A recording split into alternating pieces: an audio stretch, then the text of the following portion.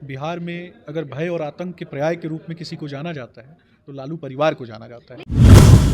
गरीब का बेटा और गरीब की आंखों में सपने देने वाला आदरणीय प्रधानमंत्री नरेंद्र मोदी जी बिहार की पवित्र धरती पे आ रहे हैं, तो ऐसे लोग कहीं ना कहीं बौखलाए हुए नहीं फूलते कुसुम मात्र राजाओं के उपवन में, अमित बार खिलते हुए पुर से दूर कुंज कानन में, समझे कौन रहस्य प्रकृति का बड़ा अनोखा हाल, गुदड़ी में रखती चुन चुन के बड़े कीमती लाल।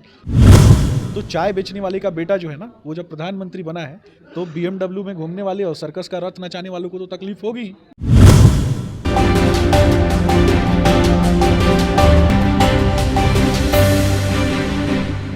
नमस्कार, आप देख रहे हैं रब्जी लाइव का डिजिटल प्लेटफॉर्म और अभी हमारे साथ मौजूद है बीजेपी के फायर ब्रांड नेता सुमित शशांक सर। तो सबसे पहले आपका बहुत बहुत स्वागत है। धन्यवाद। जिस तरह से बिहार दौरे पर प्रधानमंत्री का बार बार आना और कहीं ना कहीं यह बातें खल रही है सभी विपक्षी लोगों को, क्या कहेंगे इस पर?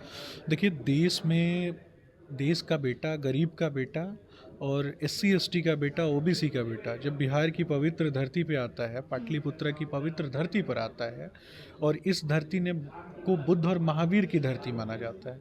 ये धरती गुण और ज्ञान की भूमि है। तो गुण और ज्ञान की भूमि पर, माँ गंगा के किनारे पर अगर देश का बेटा आता है, देश की हृदय स्थली पे, तो किसके सीने पर सांप लौटते हैं? लालू जी, तेजस्वी जी और इनके पूरे परिवार पे, क्योंकि इन लोगों ने भ्रष्टाचार किया है। बिहार को विगत वर्षों में इन लोगों ने लूटने का काम किया है। बिहार में अगर भय और आतंक के पर्याय के रूप में किसी को जाना जाता है तो लालू परिवार को जाना जाता है। लेकिन ऐसा कहा गया है कि तेजस्वी यादव अब जो है कि नए युवा का साथ दे रहे हैं और नई नई चीज़ों को लाने का कोशिश कर रहे हैं। अब वैसे वाले जंगल राज अब तेजस्वी राज में नहीं देखने को मिलेगा, क्या कहेंगे? देखिए, तेजस्वी जी और तेजस्वी जी के पूरे परिवार में सबसे पहले तो अभी कुछ दिनों पहले आपने देखा होगा कि उनके परिवार में तो लालू जी की विरासत संभालने के लिए स्वयं ही लड़ाई चल रही है। बड़ा बेटा किस तरीके से छोटे भाई को हाशिए पे लाना चाहता है और छोटा भाई किस प्रकार से बड़े भाई को उखाड़ करके फेंक देना चाहता है। अब यहाँ तक कि उनकी एक बेटी सिंगापुर से उनका भी लैंडिंग हो गया है।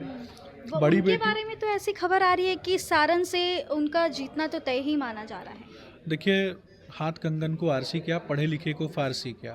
वो तो स्वयं भारत की नागरिक भी नहीं है, सिंगापुर में रहती हैं और सिंगापुर से उनको सीधा लैंडिंग कराया गया है लालू जी की विरासत संभालने के लिए, क्योंकि बेटों से विरासत उनकी संभल नहीं रही थी।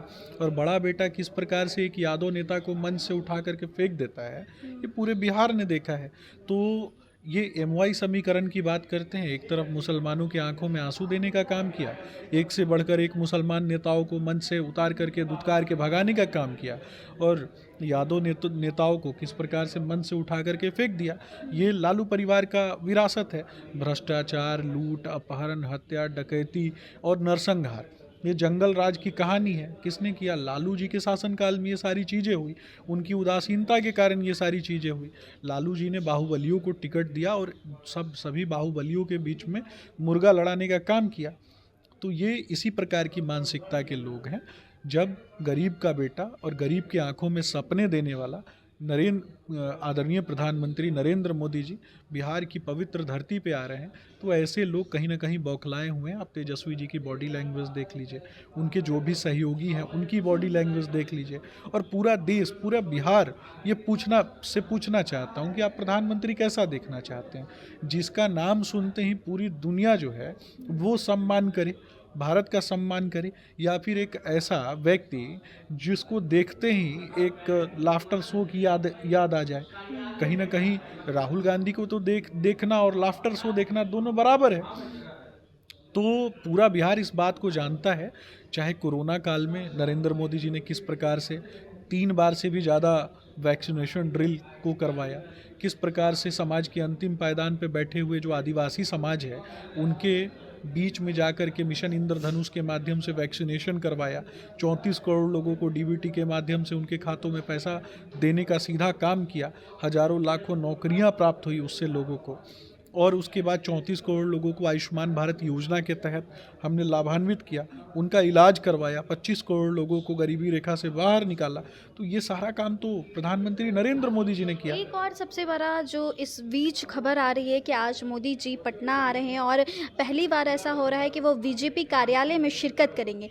लेकिन इस बीच एक सबसे बड़ा बयान मुकेश सहनी जी का आया है कि इस बार जनता जान चुकी है, सिर्फ मोदी जी 10,000 सिर्फ कपड़े बदलने का काम किए हैं और विदेश में अपनी यात्रा का काम किए हैं, ना कि बिहार की कोई उन्नति के लिए कुछ काम किए। क्या कहेंगे इस पे? देखिए, सबसे पहले तो ये जिस व्यक्ति का आप नाम ले रही हैं, ये कौन है, राजनीतिक हैसियत क्या है इसकी, ये बिल्कुल भी नगण्य है। और लालू जी की बात करती तो कोई बात होती, लेकिन लालू जी के पिछलग्गुओं के बारे में भी बात करना पड़ेगा। लालू जी के बेटे का पिछलग्गू, उनके पीछे घूमने वाला, 3-4 सीटें जो हैं उनको इन लोगों ने दया में और भीख में दी, तो उसके बाद भी किसी मल्लाह के बेटे को टिकट दिया क्या इन्होंने? मल्लाह के बच्चों को अगर उनको पढ़ाना है, लिखाना है, उनको आगे बढ़ाना है, उनको कहीं ना कहीं IAS IPS बनाना है, तो उसके लिए गरीबों के बीच में, मल्लाह के बच्चों के बीच में बैठ के ना बात होगी। गरीब का बेटा कैसे सपने देखता है, मल्लाह का बेटा किस तरीके के सपने देखता है, IAS IPS बनने के सपने देखता है, डॉक्टर इंजीनियर बनने के सपने देखता है, तो उन सपनों को पूरा करने के लिए उनके बीच बैठना होगा ना, उनके दुख दर्द तकलीफ़ को समझना होगा ना। उस दुख दर्द तकलीफ़ को कौन समझाए? हम लोग जाके समझते हैं ना, लोकल ट्रेन में सफ़र करते हैं ना, तब समझते हैं। सर्कस का रथ नचाने से और बॉम्बे से सर्कस का रथ खरीद के ला के उसके आगे पीछे पेंट करवा देने से और दीपावली का लाइट लगवा देने से, वो सर्कस के रथ में बैठ के घूमने से कोई नेता बन जाता है क्या? तो ऐसे लोगों को पूरा बिहार जानता है, काठ की हांडी बार बार नहीं चढ़ती है। ऐसे लोगों को मल्लाह समाज ने उठा करके फेंक दिया है, निकाल करके फेंक दिया है अपने दिलो दिमाग से। और इस प्रकार के लोग बौखलाए हुए हैं, आए दिन कुछ भी बोल देते हैं, कुछ भी बकवास करते रहते हैं, अनर्गल टीका टिप्पणी करते रहते हैं, क्योंकि इनके आका लालू जी खुश रहें।